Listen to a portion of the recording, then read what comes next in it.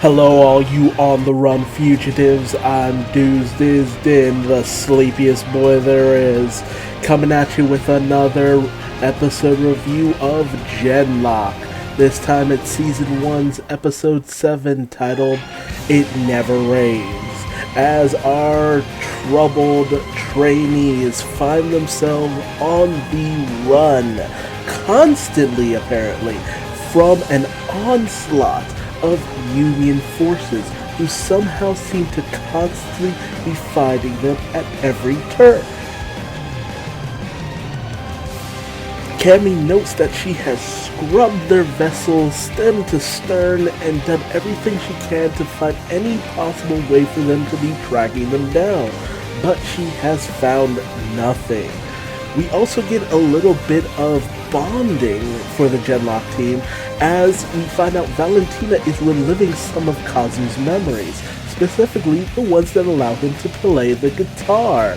So we're actually seeing that the Genlock system does so much more and even allows certain people to share in their memories. Now Kazu takes a little bit of offense to this, not so much offense, but he's a little bit cautious about the nature of this, as it's just like, well, how intrusive does it become?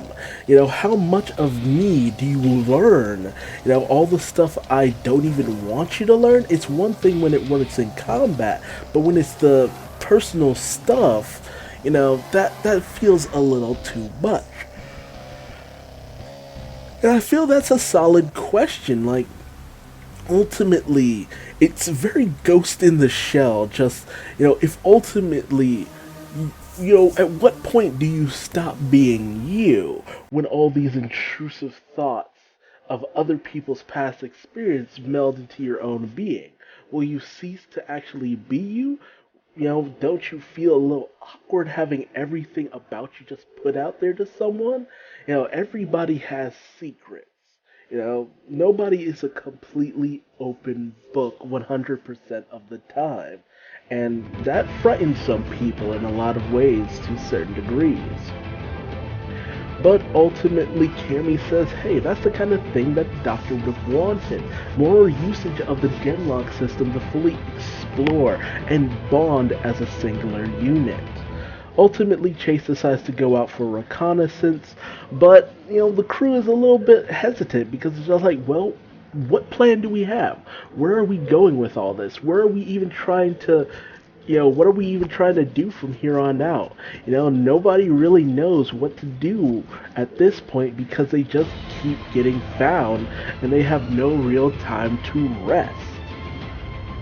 Although granted, it's only been a minimum of 24 hours since the fall of Anvil. And as Chase goes out for his reconnaissance mission, he has a bit of a moment where he just laments the loss of Anvil Base. How many of his friends were lost in that attack? How many people will he never see again? Hell, if anything, more than likely the thing that drove him for 4 years was the thought of seeing his friends again. He already lost his family. They're basically the only other family he has left. But his thoughts are interrupted by the Nemesis coming along his comms, coming along the Genlock communication. And they end up making their escape as they've been spotted by Union drones. And while Chase does manage to take the drones out, he is once again contacted by Nemesis, saying some pretty mean things. It's just like those really mean, intrusive thoughts in your head. Yeah, that's Nemesis for you. And when he tells this to Cami and the rest, she realizes what's going on and has them land. She tells Chase to immediately stow his Hullion, despite the fact that it's what they've been using for defense, but she reveals that this is the way in which Nemesis has been tracking. It's been through the Genlock system that Nemesis has been pinpointing their location. Hell, and something I wish I had thought of it as well, because it's just like, it makes so much sense. Nemesis, when he first spoke, he spoke to Cami saying, you haven't shut up since your birthday. which, goes to show you that he's been listening in this entire time. Nemesis has always been listening. And so the team wonders what to do from here on out. How to purge Nemesis from the Genlock system and what to do, frankly. Cami has apprenticed under Weller for a limited amount of time, but she only knows so much about the Genlock program. And, with the loss of the doctors, there's not much they can do. With Chase just lamenting, Dr. Weller is dead.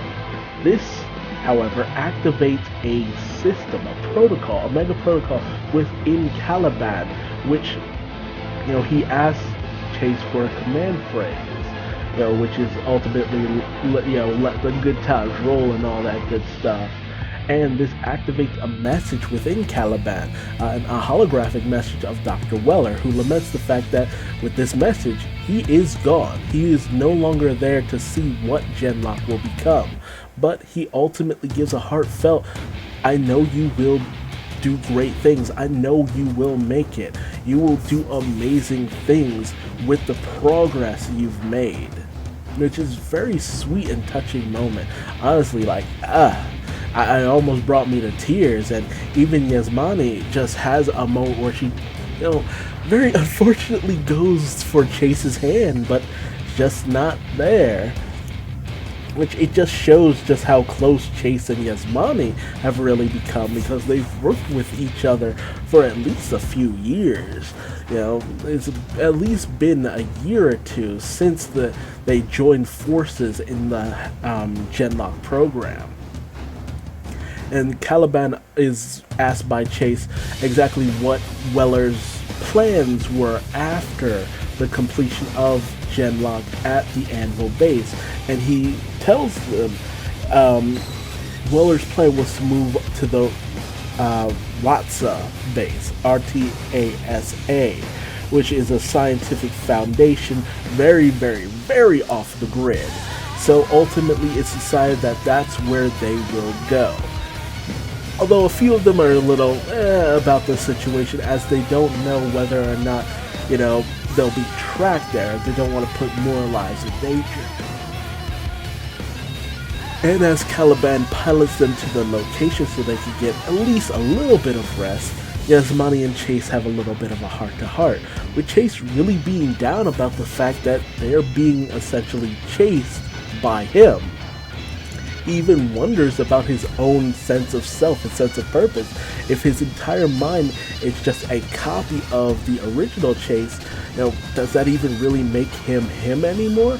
Yasmani gives a very credible response to this. It's like, look, whatever happened to that other version of you, it's been altered beyond all recognition, tortured, messed up. It is not Julian Chase anymore. You are Julian Chase. You are the Julian Chase everyone remembers and respects. That thing is just a ghost of a bygone era. And, ultimately that's true.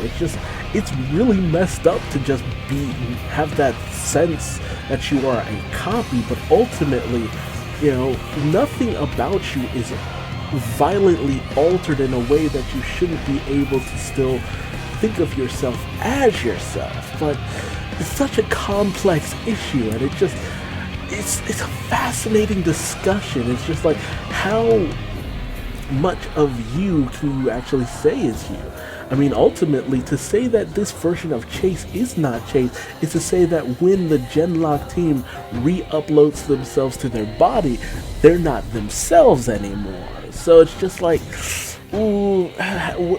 what draws the line between, you being you and you being just a machine, a ghost of you? I mean, ultimately, what are we if not our memories, our feelings, our mindset, our experiences as a whole? That's what shapes us, But, this is neither here nor there. I love this touching moment between Yasmani and Chase, and it's something that I've really enjoyed seeing. It shows just how far they've come together. And as they do end up arriving at the RTASA base, they are very wary about the whole situation as it seems very abandoned, although they are quickly met by armed forces when they touch down, only for Dr. Henry to come out, revealing that this is where he was transported to after he was rescued a few episodes ago. And he brings them to the head of the Ratsa base, Fatima Jah, also known as the ex-wife of Dr. Weller, and someone who was very close to him as he was building up the Genlock program in general. Which, there you go. There you have someone who knows enough about Genlock to help assist Cami, who knows a good amount about Genlock, to proceed to make it better, greater, further, faster, all that good stuff. So they show her the condition of the Hellions, that they basically need damn near a complete overhaul, as the armor they have has taken quite a beating. They weren't able to get any proper repairs and refueling after the fall of Anvil. So ultimately Fatima has to meet up with the other Trinity, I guess you could say, of the development of Genlock, with Weller and Ja being the minds and the creation and all that good stuff, while Mark Holcraft brought the funding, the business sense to all of this, and he calls out everyone on their past experiences and all that good stuff. Chase being an ace pilot who lost a lot more than he bargained for in order to become part of the Genlock system. Cameron's past history as a programmer and a hacker as a whole. Kazu's very violent nature in the tank infantry in Japan. Valentina and her social issues in terms of where she was, where she kind of defected to a certain degree, not so much. She tried to retire, but she was brought in because of various social issues within the territory that she operated within, as well as was getting a little bit of background into Yasmani's history, where as it turns out, she was the one who outed her parents as intelligence to Union forces and got their whole family captured and incarcerated, which a very tough situation as a whole. And I would love to actually go a lot deeper into Yasmani's backstory, because even knowing all this, he still feels like a mystery that I want a little bit more time to explore. Very fun character. But this kind of puts everybody into a somewhat bad mood for the most part. But, he's just giving all the information he has on everybody. This is information that Weller would have shared with everyone else, especially the investor, into the Genlock program. And he ultimately is just like, what do you need? How do we proceed from here? And it's basically the confrontation that, look, our worst problem is ultimately Nemesis, that's tracking us through the Genlock program. We take that down, we see where we go from there. And Cami suggests some modifications to the Hellions, since they, basically need an overall to begin with. So Chase is just, Mark is just like, get your stuff up and running, go out, take down Nemesis, and we will see where Genlock goes from there. Which is basically my mindset too, because it's just like, wow, that's it feels like we're taking care of a lot of stuff really fast. Like, honestly, the whole situation with them being tracked felt like it could have been a whole episode. Them spending more time on Anvil base feel like it could have been several episodes. But here we are, only at the 7th episode, and we are chugging along in terms of this plot, where it's just, I'm constantly taken off guard, because it's just like, y'all barely giving me enough time to really process what could actually happen next. Anyone's guess is as good as mine in certain places, because it's just like, heck if I know. But, Cami teams up with Fatima and her crew in order to create various new equipment and materials and various modifications on a whole to the Hellions that we end up seeing in the opening. All that extra firepower, armoring, abilities, all that good stuff. Although it works off of various concepts that Weller had already developed for the most part. And ultimately, the Helion's original armor was just simply based off of designs by the Anvil base Colonel. She had this whole setup where it's just like the armoring was based more off the Walker mechs. And, Weller wasn't too down with it because it lacked a lot of personality. But with this, these mechs ooze personality. They're no longer just straight up Gundam ripoffs. Ultimately any kind of mecha is gonna feel like a Gundam ripoff no matter what you do. Although ultimately you should say it's a Get a Robot ripoff, all things considered. But, they very look, very designs, very capabilities. Love it, love it, love it. I want the toys. I want to collect them all. Like, straight up, Rooster Teeth, get on it. But I love this moment with Yasmani, yet again another great Yasmani moment, where she sees the wings upon her Hellion, which is, very much reference to her, not to mention, part of it, her nickname, Little Bird, that Weller gave her, but it's all in reference to an Iranian legend of the Hummingbird, which, legends tell of this bird that spends its entire life flying, never once touching the ground. So it very much plays into her, hidden faith aspects, her hidden dedication to her homeland, her country, and all that good stuff, which I love, because it's just like so many series play into. It's one thing to play into inclusionism and, you just want to be, diversity, forced diversity and all that good stuff. But no, when it actually goes into this history, tells you a little bit, or wants you to look a little bit more into their, religion and history and personalities, and it plays into this, that's where it shows that diversity matters, showing these aspects. Especially in a world post-Spider-Verse that really showed Miles Morales in a more, cultural sense. Whereas his comic book iteration, not so much. But, that's what diversity is about. Really actually exploring it and educating you about various cultures and the worlds around them as a whole.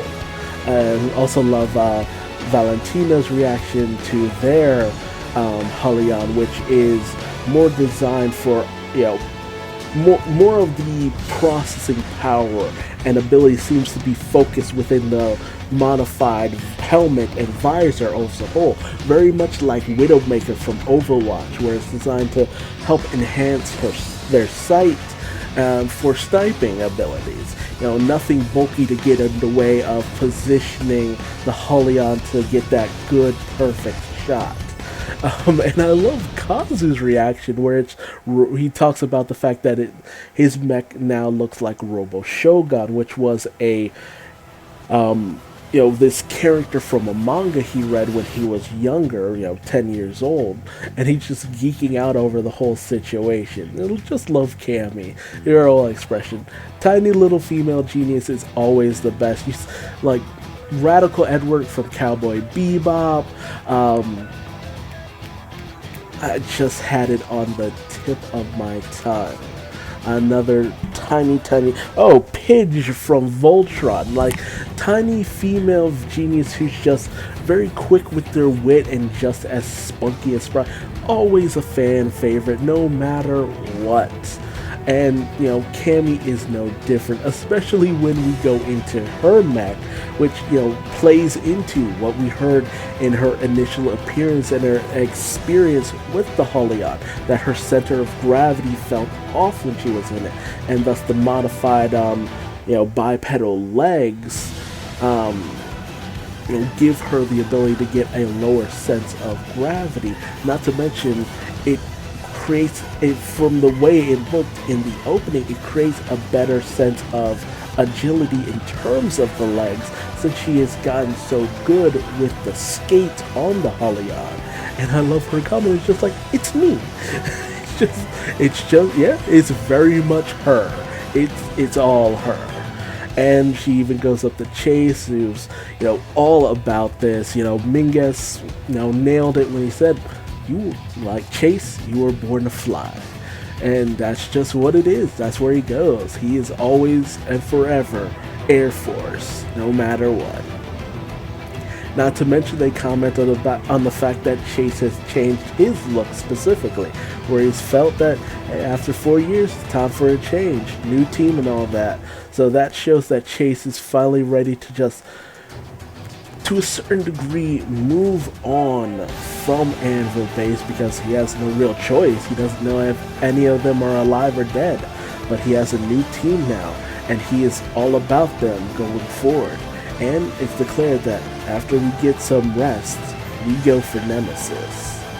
And that's where our episode leaves off, which is a fantastic episode. Like, I loved it, because I didn't think that they would go to where Henry Wu would be, which, is something I actually thought when he first departed.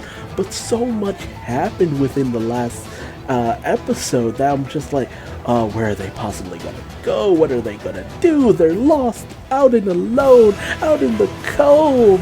When it rains, it pours.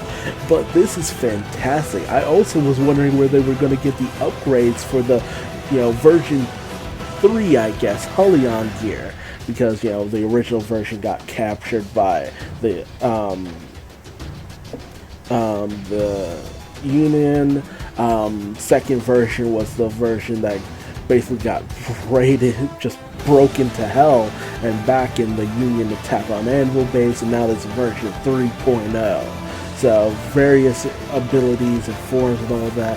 It really makes me wonder what other additional weaponry or techniques or abilities we're going to see over the course of the Genlock program, because I'm very fascinated. That's the thing that always gets me about mecha. You can keep it going until it starts to get absurd, and that's where you end it. So I'm really interested to see where Haddock brings his series, because, dude, you're doing a fantastic job. I'm loving every second of this series, and it's just really speaking to me in a way that a lot of the other really great mecha anime have done in the past. Like, man, Voltron only just ended a while ago, and now it's just like, in comes Genlock to just take that place as a new American mecha series. And honestly, I've seen so much Gundam and mecha series that, this getting right up in there with it. If they manage to nail this first season, sky's the limit. But tell me your thoughts in the comments section below. What did you think about this episode? Where do you think they'll go from here? How do you think they'll take down Nemesis? Will they lure it into a trap? And how many Union forces will show up? Because they got overwhelmed when they had the support of Anvil Base. But the only reason they had to retreat is simply because they were able to get a lock on their position, the Genlock position. Though, what's to stop that from happening again? Raises a lot of questions as how they'll get around Nemesis tracking them as a whole. But it's gonna be fun, exciting, and so cool. Just so many twists and turns just to work around your expectations, and that's always a great thing. But hey, if you like this review, feel free to leave me a like, and if you did, feel free to leave me a dislike and tell me what I did wrong in the comment section below, so I might better myself for future videos. But until then, feel free to subscribe, because I'll definitely be bringing you more action-packed, Nemesis-filled reviews of Genlock. But until then, I will see you on the other side. And remember, let the good times roll.